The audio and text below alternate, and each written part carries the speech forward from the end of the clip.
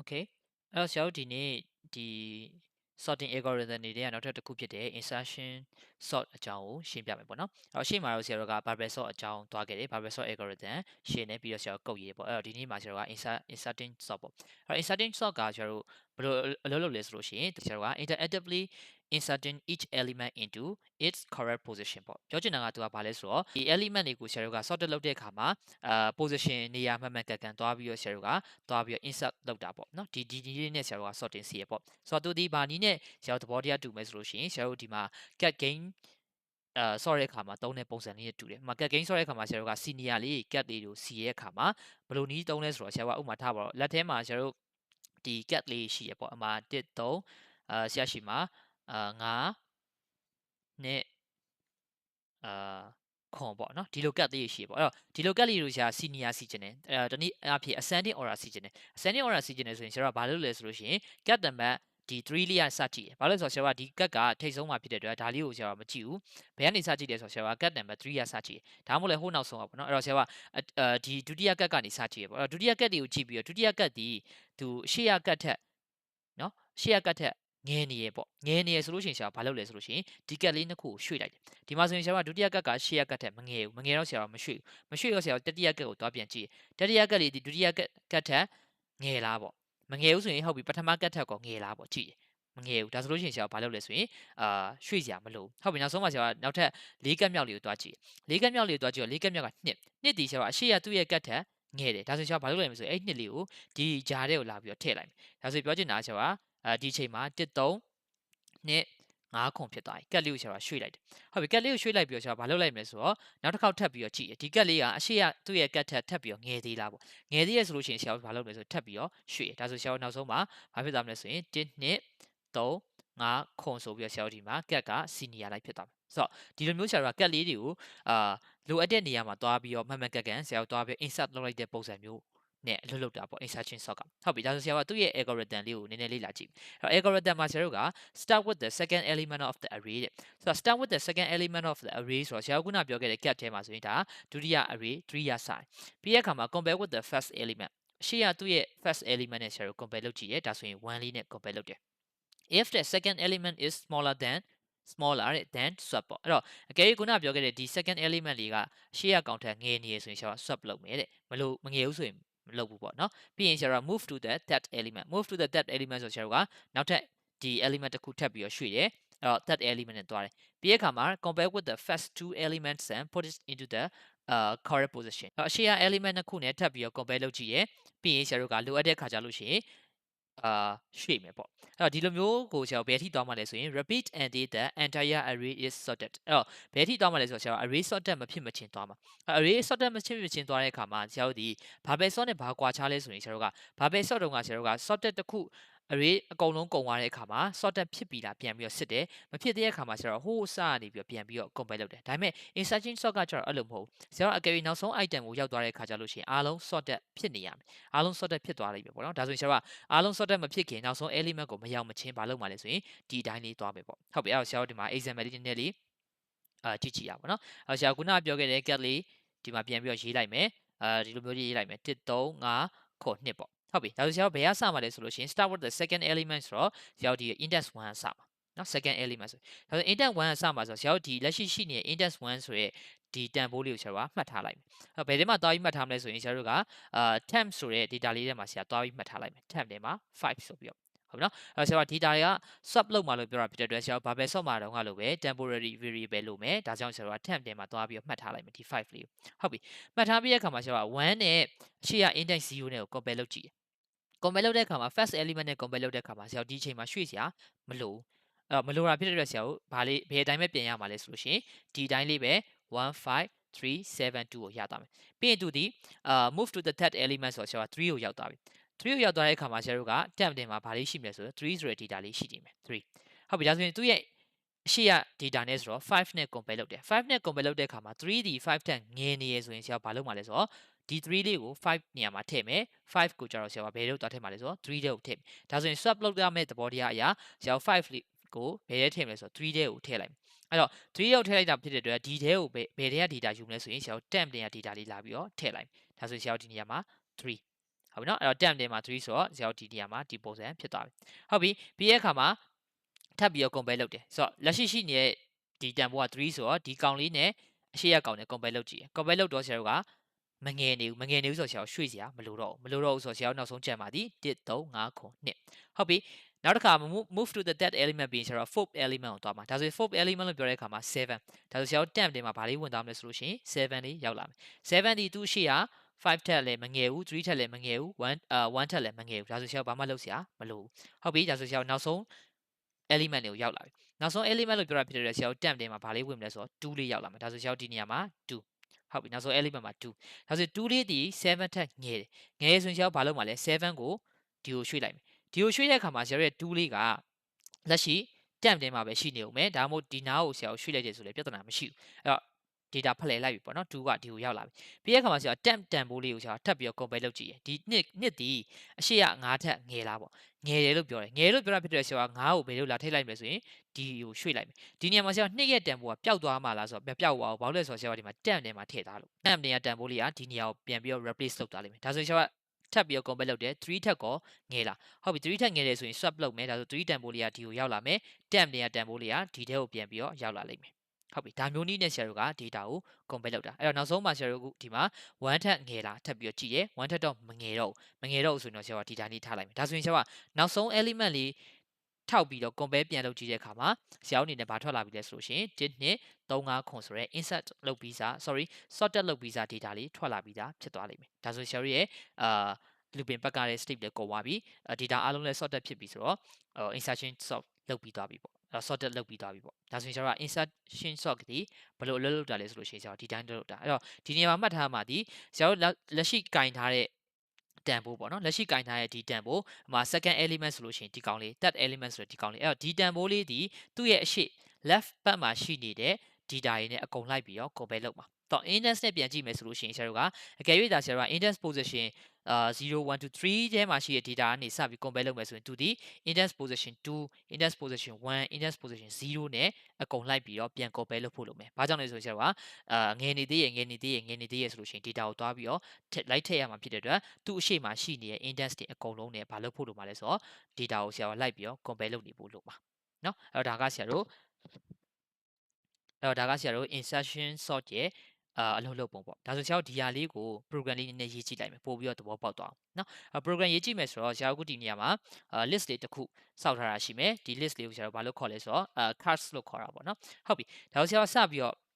looping ပတ်တော့မယ်ပေါ့နော်looping ပတ်မယ်ဆိုတော့ဆရာဒီမှာ for I in range ဘယ်ထိသွားမှလဲဆိုရင်ဆရာတို့ length of the cards ဟုတ်ပြီ length of the cards လို့ပြောတဲ့အခါမှာဆရာတို့တစ်ခုစဉ်းစားဆရာတို့ဒီ insertion sort ရဲ့အလုပ်လုပ်ပုံကဘယ်ကစမှာလဲဆိုရင် second place ကစမယ်လို့ပြောတယ်အဲ့တော့ second place ကစမယ်ဆိုတော့ဆရာက looping ပတ်တဲ့အခါမှာ item မိုးလေးဒီ0ကစမယ်0ဖြစ်နေတဲ့အချိန်မှာဆရာက second place ကတန်ဖိုးကိုယူရမှာဒီ index 1ကိုယူရမှာဒါဆိုရင်1ဖြစ်တဲ့အခါမှာ2ကိုယူရမယ်2ဖြစ်တဲ့အခါမှာ3ကိုယူရမယ်3ဖြစ်တဲ့အခါမှာဆရာတို့4ကိုယူရမယ်4ဖြစ်တဲ့အခါမှာဆရာတို့5ကိုယူမယ်ဆိုတော့လက်ရှိဆရာတို့ရဲ့ရှိမှာရှိတဲ့ဒီ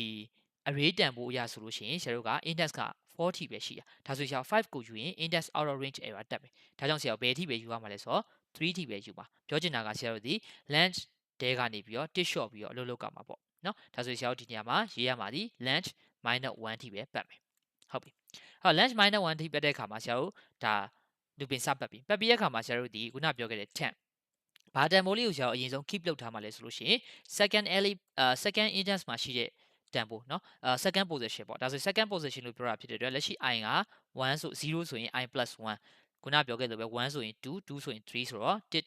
တိုးသွားတဲ့ကောင်မှာယူမယ်ဟုတ်ပြီပြီးရင်ဆရာတို့ဘာလုပ်မလဲဒုတိယ position မှာရှိတဲ့ data နဲ့ first position မှာရှိတဲ့ data ကိုဆရာတို့က compare လုပ်မယ်ဒါဆိုရင်ဆရာတို့ဒီမှာ if နဲ့အရင်ရေးကြည့်မယ်เนาะ if အကယ်လို့ second position ထဲမှာရှိတဲ့ data ဒီเนาะ first position ထဲမှာရှိတဲ့ data ထက်ငယ်နေလားပေါ့ငယ်နေဆိုရင်ဆရာကဘာလုပ်ကြမှာလဲဆိုတော့ data ကို swap လုပ်ကြမှာငယ်နေရင် data swap လုပ်မှာဖြစ်တဲ့ဆရာတို့ဒီနေရာမှာ1တဲကိုနော် index 0ပေါ့နော်0တဲက data ကိုဆရာတို့0တဲကိုဗာထည့်မှာလဲဆိုရင်1တဲက data လေးတွားပြီးတော့ထည့်ရမယ်နော်အဲ့တော့ဒါမှမဟုတ်ဆရာတို့ဒီလိုစဉ်းစားပြီးရေးလို့ရတယ်ငယ်နေရဖြစ်တဲ့အတွက်1တဲကိုဆရာတို့0တဲမှာရှိတဲ့ data တွားပြီးတော့ထည့်မယ် တူတူပဲပေါ့စဉ်းစားနေရရေးနေရတော့တူတူပဲเนาะဒါဆိုရင်ဆရာက1နဲ့ကိုကြတော့ဘာပြန်ထည့်မှာ1နဲ့ကိုကြတော့ဆရာတို့အခုဒီမှာလက်ရှိရွှေ့ခြင်းတဲ့တန်ဖိုးလေးလက်ရှိ compare လုပ်မယ်ဆိုတဲ့တန်ဖိုးလေးကိုဆရာက temp ထဲမှာတင်ထားတာဖြစ်တဲ့အတွက်အဲ့တန်ဖိုးလေးကိုပဲဆရာက live ရအပြောင်းလဲလောက်ကမှာဖြစ်တဲ့အတွက်ဆရာတို့1တဲ့ကို sorry 0တဲ့ကိုဆရာက temp လေးတွားပြီးတော့ထည့်မယ်เนาะအဲ့တော့ဒီ temp လေးဒီဆရာတို့ကစပြီးတော့ looping back တဲ့ကဆရာတို့ compare လုပ်စေခြင်းတဲ့ data လေးကိုတင်ထားမှာကြိုပြီးတော့နော် data လေးကိုကြိုပြီးတင်ထားမှာဖြစ်တဲ့အတွက်ဆရာတို့ကဒီ data ကိုရွှေ့ဖို့လိုအပ်တဲ့နေရာတွေမှာလိုက်ပြီးတော့ထည့်ရမှာဒီမှာဆိုလို့ရှိရင်ဆရာတို့က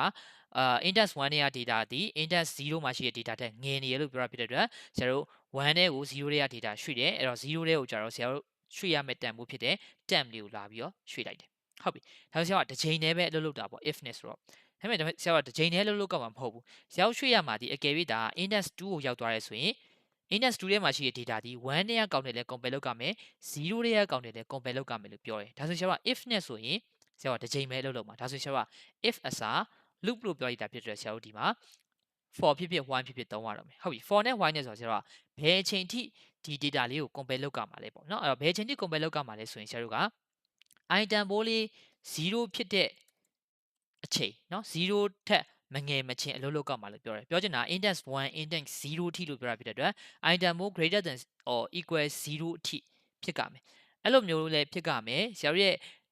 second place မှာရှိတဲ့ element ကလည်း first place မှာရှိတဲ့ element ထက်လည်းငယ်ရမယ်ဒီလိုအခြေအနေမျိုးနဲ့ကြုံတိုင်းဘာလုပ်မှာလဲဆိုရင်ဆရာတို့ data ကို swap လုပ်မယ် data ကို swap လုပ်မယ်လို့ပြောတယ်ဟုတ်ပြီဒါဆိုဆရာကပထမတစ်ချိန် data swap လုပ်ပြီးတဲ့ခါကျရင် item မိုးလေးဒီ0အထိသွားမှာဖြစ်တဲ့အတွက်ဆရာတို့ item ဘိုးကိုဘာလုပ်မလဲဆိုတော့တစ်လျှော့ပြီးတော့လုပ်မယ် i minus 1ပြောချင်တာကအခုဆရာတို့က index 2ရှိရယ်2လို့ပြောလိုက်တဲ့အခါမှာပထမတစ်ခုအောင်1နဲ့ compare လုပ်တယ်1နဲ့ compare လုပ်ပြီးရင်ဆရာက item ဘိုးလေး short လိုက်တာဖြစ်တဲ့အတွက်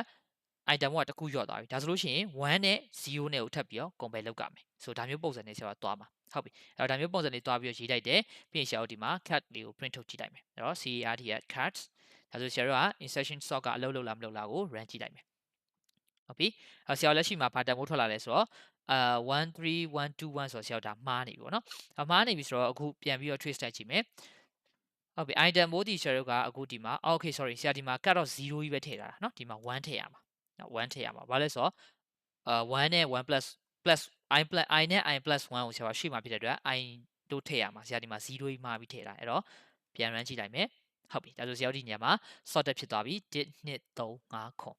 ဟုတ်ပြီဒါဆိုဆရာကဒီ data နဲ့ဆိုတော့နောက်ထပ် data တစ်ခုနဲ့ထပ်ပြီးစမ်းကြည့်အောင်เนาะဒီ data လေးကိုဆရာကခဏမှတ်ထားလိုက်မယ်နောက်ထပ် data ဆိုတော့ဆရာတို့ဒီမှာ random ထည့်လိုက်တာပေါ့เนาะ2 5 8 1 4 3ပေါ့ဟုတ်ပြီဒါဆိုရင်ရောဆရာတို့ sorted လုပ်နိုင်လားပေါ့နော်လုပ်နိုင်လားဆိုဆရာတို့ run ကြည့်လိုက်မယ်အဲ့တော့1 2 3 4 5 8ဆိုပြီးတော့ sorted စီသွားပြီအဲ့တော့ဒါဆိုရင်ဆရာတို့ရဲ့ algorithm အလုပ်လုပ်တယ်လို့ပြောလို့ရတာပေါ့နော်ဟုတ်ပြီဒါဆိုဆရာကဒီဟာလေးကိုtrace လေးတစ်ချက်လောက်လိုက်ကြည့်မယ်နော် DG သဘောတရားလေးကို trace လိုက်ကြည့်မယ်ဆရာတို့ရေးထားတဲ့ code ကိုပေါ့နော်ဟုတ်ပြီ trace လိုက်ကြည့်မယ်ဆိုတော့ဆရာတို့ကလက်ရှိကင်ထားတဲ့ data ဒီ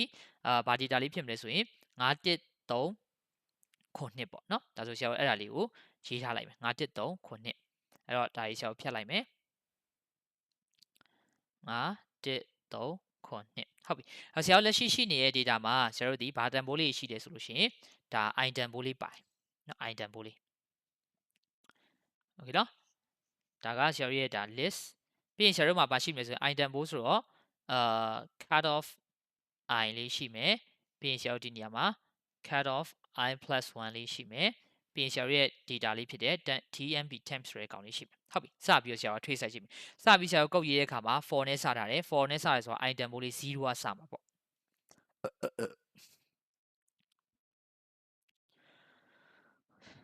့โอเคတော့ item ဘိုး0ဖြစ်တဲ့အချိန်မှာ first place မှာရှိတာဒီဆရာတို့ကတန်ဖိုးလေးက5ဆရာဒီမှာ0 1 2 3 4လို့ရေးထားလိုက်မယ်เนาะအဲ့တော့ first place မှာရှိတဲ့တန်ဖိုးဒီ5 second place မှာရှိတဲ့တန်ဖိုးက1ဆရာတို့က temp ထဲမှာ second place မှာရှိတဲ့တန်ဖိုးကစပြီးတော့ compare လုပ်ချင်တာဖြစ်တဲ့အတွက် temp ထဲမှာဆရာတို့ဒီ1လေးကိုလာပြီးတော့တင်ထားလိုက်ပြီဟုတ်ပြီတင်ထားလိုက်ပြီဆိုတော့ဆရာတို့အခုစပြီးတော့ looping ပတ်ပြီအဲ့တော့ why i က greater than or equal 0ဖြစ်လာတယ်ဒါဆိုဆရာတို့ i လေးဒီ greater than or equal 0ဖြစ်တယ်ပြီးရင် cut off i plus 1เนาะဆရာတို့ရေးထားတဲ့ code ကိုပြန်ကြည့်ကြည့် cut off i plus 1ဒီ i ထက်ငယ်လားပေါ့အဲ့တော့ cut off i plus 1ဒီ i ထက်ငယ်လားဆိုတော့ဆရာတို့ကအခုကြည့်လိုက်တော့ငယ်နေဆိုရင်ဆရာက i ကလည်း greater than or equal 0ဖြစ်တယ်ဒီ cut off i plus 1ကလည်းသူ့ထက်ငယ်တယ်ဆိုတော့ဆရာကဘာလုပ်မှာလဲ data ကိုပြောင်းတော့မှာဆိုတော့ဆရာကဘာလုပ်လဲဆိုရင် i plus 1လေးတွေကို5လေးထည့်လိုက်တယ်အဲ့တော့ i plus 1ထဲမှာ5လေးထည့်လိုက်တယ်ဆို1ကမရှိတော့ဘူး5ကရောက်လာမယ်ပြီးတဲ့အခါမှာဆရာက i နဲ့ကိုဘာလေးထည့်မှာလဲဆိုတော့ဆရာတို့ပြောင်းရွှေ့ခြင်းနဲ့ temp လေးကိုလာပြီးတော့ထည့်လိုက်မယ် ဟုတ်ပြီပြီးရင်ဆရာတို့ item ကိုဘာလုပ်လိုက်လဲ item ကိုဆရာတို့ tick short လိုက်တယ် item ကို tick short လိုက်တော့ id လက်ရှိမှာမဖြစ်သွားမလဲဆိုလို့ရှိရင် -1 ဖြစ်သွားပြီဆိုတော့ item ကို -1 ဖြစ်သွားတော့ဆရာတို့ရဲ့ while loop ကနောက်တစ်ခေါက်ပြန်လာတယ် while greater than or equal 0 id greater than or equal 0ဖြစ်လာတယ်-1ဆိုတော့မဖြစ်တော့ဘူးဒါဆိုရင်ဆရာတို့က while loop က break ဖြစ်သွားလိမ့်မယ် break ဖြစ်သွားပြီဆိုတော့ဆရာတို့ for ထဲကိုပြန်ဝင်သွားမယ် for ထဲကိုပြန်ဝင်သွားတော့ဆရာတို့ရဲ့ item ဘိုးလေးဒီ1ဒါဆိုရင်ဆရာတို့ for ထဲမဝင်ခင်မှာဆရာတို့ရဲ့ data ဒီဘာလေးပြောင်းသွားမလဲဆိုလို့ရှိရင်ဆရာတို့ဒီနေရာမှာ swap လုပ်လိုက်တော့1 5 3 9ဆိုပြီးတော့ရသွားပြီဟုတ်တယ်နော်ဆရာက0 1ဖြစ်တဲ့အချိန်ဒီမှာဆရာတို့ဒါ0တွေက data နဲ့ compare လုပ်လိုက်တယ်တစ်ချိန်ပဲ compare လုပ်တယ်ဟုတ်ပြီဒါဆိုဆရာက i က1 i က1လို့ဖြစ်တဲ့အတွက် cut off i ဒီ1ထဲမှာရှိတဲ့ data ဆိုတော့ဆရာတို့ဒီမှာအခုဒီအခြေအနေရဆိုရင်1ထဲမှာရှိတဲ့ data ဆိုတော့5လေး okay ပြီးတဲ့အခါမှာ1 plus i plus 1ဆိုတော့2ထဲမှာရှိတဲ့ data 2ထဲမှာရှိတဲ့ data ဆိုတော့ဆရာကဒီမှာ3ဒါဆိုဆရာက temp ထဲမှာကဒီလက်ရှိရှိနေတဲ့ index 2ရဲ့အကောင်သိမ်းမှာဖြစ်တဲ့အတွက်ဆရာတို့ temp လေးထဲမှာ3လို့ထည့်ထားလိုက်မယ်ဟုတ်ပြီ y နဲ့ကိုရောက်လာပြီ y မှာဆရာတို့ဒီ i greater than or equal 0ဖြစ်လား1ဆိုတော့ဖြစ်တယ်ဒါဆိုရင် cut off i က i plus 1ကလည်းတဲ့ i ထက်ငယ်လားဆိုတော့ငယ်တယ်ဒါဆိုလို့ရှိရင်ဒီအချိန်မှာဆရာဘာလုပ်မလဲ data ကို swap လုပ်မယ်နော် i plus 1နဲ့ကို i plus 1နဲ့ကိုဆရာတို့ i လေးထဲမှာရှိတဲ့ data ထည့်တယ်ဒီ cut off i နဲ့ကိုဆရာဘာပြန်ထည့်လဲ temp နဲ့ဒါရှိတဲ့ data လေးတွားပြီးတော့ထည့်တယ်ဟုတ်ပြီပြီးရင်ဆရာတို့က item မိုးလေးကို tick short လိုက်တော့ item မိုး0ဖြစ်သွားပြီ0ဖြစ်သွားတဲ့အချိန်မှာဆရာတို့ရဲ့အခုဒါ data ကဘယ်လိုဖြစ်နေမှာလဲဆိုရင်1 3 5 2ပေါ့ဟုတ်ပြီ0ဖြစ်တဲ့အချိန်မှာဆရာတို့ y ကိုလာတယ် y ကဆရာတို့ greater than or equal 0လာတဲ့ဟုတ်တယ်ဒီအချိန်မှာ index နော် i က0ဖြစ်ပြီဆိုတော့ဒါ index 0တဲက data index 0ရဲ့ data ဆိုတော့1လေးဒီ index 1ထဲမှာရှိတဲ့ data အခုလက်ရှိဆရာတို့ရှိနေတဲ့3နဲ့ထပ်ပြီးတော့ compare လုပ်ကြည့် compare လုပ်တော့ဆရာကရွှေ့စရာမလိုတော့ဘူးဆိုတော့ဆရာတို့ဒီမှာဒီတိုင်းလေးပဲထားလိုက်တော့မယ်ဒါဆိုရင်ဒီနေရာမှာလဲဆရာတို့က break ဖြစ်သွားလိမ့်မယ်ဒါဆိုဆရာတို့နောက်တစ်ခေါက် i လေးက2ဖြစ်သွားပြီ4ထဲကိုရောက်တော့ i 2ဖြစ်သွားပြီဆိုတော့ဆရာတို့ index 2ထဲမှာက5ရှိတယ်နောက်က index 3ထဲမှာ7ရှိတယ်ဆရာတို့ temp ထဲမှာက3ထဲက data ကိုရှုမှာဟုတ်ပြီ compare လုပ်ကြည့်မယ် i ဒီ greater than or equal 0ဖြစ်လားဖြစ်တယ်ဒီ index 3ထဲမှာရှိတဲ့ data ဒီ2ထဲမှာရှိတဲ့ data ထက်ငယ်လားဒီမှာကျတော့မငယ်ဘူးဆိုလို့ရှိရင်ဆရာ while loop က n နဲ့ဆက်ထားဖြစ်တဲ့အတွက်တစ်ချိန်တစ်ခုမှားသွားရဆိုလို့ရှိရင်မှားသွားပြီဒါကြောင့်ဆရာက loop ကချက်ချင်းထွက်သွားလိမ့်မယ်ဆရာကလည်းအခုဒီမှာဒီအရှိရတန်ဖိုးလေးကမှမငယ်နေဘူးဆိုလို့ရှိရင်သူ့အရှိမှရှိတဲ့တန်ဖိုးတွေကလည်းငယ်စရာအကြောင်းမရှိတော့ဘူးအဲ့တော့ဆရာကဘာဖြစ်သွားမလဲဆိုတော့ loop ကထွက်သွားပြီအဲ့တော့ဆရာကနောက်ဆုံးပြန်ပြီးတော့ကြံပါသည်1 3 5 2လေးပြန်ကြံမယ်ဟုတ်ပြီနောက်တစ်ခါ for ထဲကိုရောက်သွားပြီဒီတစ်ခေါက်မှာဆရာနောက်ဆုံး index 3 index 3လို့ပြောတာဖြစ်တဲ့အတွက်ဆရာ index 3ရဲ့မှာက7ရှိတယ်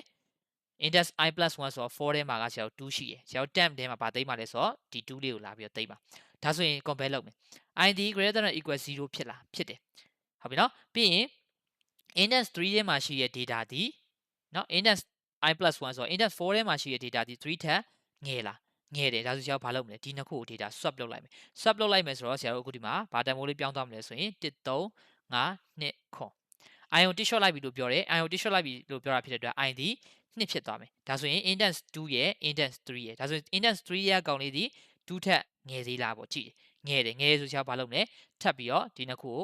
swap လုပ်လိုက်မယ်ဟုတ်ပြီ swap လုပ်လိုက်မယ်လို့ပြောတာဖြစ်တဲ့အတွက်5ဒီအနောက်ကိုရောက်သွားမယ်5နေရာမှာဆရာတို့ရဲ့ temp တန်ဖိုးလေး3လေးပြန်2လေးလာပြီးတော့ထည့်လိုက်မယ်ဟုတ်ပြီဒီချိန်မှာကျွန်တော် ion ထပ်ပြီးတော့ tick short လိုက်ပြီ tick short လိုက်ပြီဆိုတော့ ion 1ဖြစ်သွားပြီ ion 1ဖြစ်တယ်ဆိုတော့ index 1နဲ့ index 3ဆိုတော့3ရဲ့တန်ဖိုးလေးနဲ့1ကိုထပ်ပြီး compare လုပ်တယ် compare လုပ်တော့ငယ်သေးတာပေါ့နော်အဲ့တော့ဒါကလည်းငယ်တယ်ငယ်ဆိုကျွန်တော်ဘာလုပ်မလဲထပ်ပြီးတော့ data swap လုပ်မယ်ဒါဆို swap လုပ်လိုက်တာဆိုတော့3ဒီဒီကိုရောက်သွားလိမ့်မယ်ဆရာတို့ရဲ့2လေးကဒီကိုရောက်သွားလိမ့်မယ်အဲ့ချိန်မှာ i က tick short လိုက်ပြီ0ဖြစ်တဲ့အချိန်မှာ i က greater than or equal 0ဖြစ်သေးတာဆိုတော့ဖြစ်သေးရဲ့ဒါပေမဲ့ index 1နဲ့ရ data က0ထက်ငယ်လားဆိုတော့မငယ်တော့ဘူးဒီချိန်မှာဆရာတို့က condition ကမမှန်တော့ဘူးဆိုတော့ y နဲ့ကနေပြီးတော့ထွက်သွားလိမ့်မယ်ဒါဆိုဆရာတို့နောက်ဆုံးကြံခဲ့ပါသည်1 2 3 5ခွန်ဆိုတဲ့ sorted c pizza list လေးကြံခဲ့လိမ့်မယ်ဟုတ်ပြီဒါဒီဆရာတို့ကအခုရေးထားတဲ့ကိုရေးထားတဲ့ကုတ်လေးကိုဆရာတို့ဒီမှာဗာပြန်လုပ်ကြည့်ရလဲဆိုတော့ trace ပြန်လိုက်ကြည့်ရပေါ့เนาะဒါဆိုရင်တော့ဆရာတို့ကုတ်ကလုပ်တယ်လို့ပြောလို့ရတယ်အဲ့တော့ insertion sort ကလည်းရေးနိုင်သွားပြီလို့ပြောလို့ရတာပေါ့အဲ့တော့ bubble sort မှာကတော့ဆရာကရေးရတစ်မျိုးဖြစ်မယ် bubble sort ရဲ့အလုပ်လုပ်ပုံကတစ်မျိုးဒါဆိုရင်ဆရာတို့ insertion sort ရဲ့အလုပ်လုပ်ပုံကကြတော့ဒီလိုပုံစံဖြစ်လိမ့်မယ်အဲ့တော့ဒီမှာဆရာတို့နောက်ထပ်ဗီဒီယိုတစ်ခုကြာမှာပဲပြန်ပြီးတော့တွေ့ပါမယ် okay ပါ